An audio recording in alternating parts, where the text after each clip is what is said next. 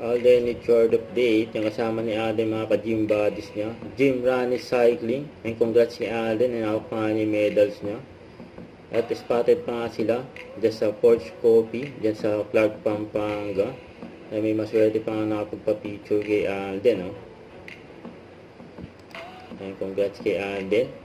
Ayan, very first cycling race ni Alden. Ang ginanap dyan sa Clark, Pampanga. Solid.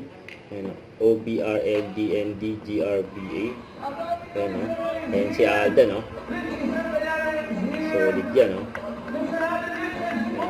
Iba talaga pag special, ayan, Alden Richards. Ayan, congrats kay Alden. Ano masarap gawin after GMA Gala? After GMA Gala, maghubad ng suit at maligo, matulog. Go, go! Maghubad ng suit at maligo, matulog. Go, go! For today, Danilo Cuccinelli, Bulgari of Tokenissimo, and of course, pair of Christian Louboutins. So, watch race lang tayo.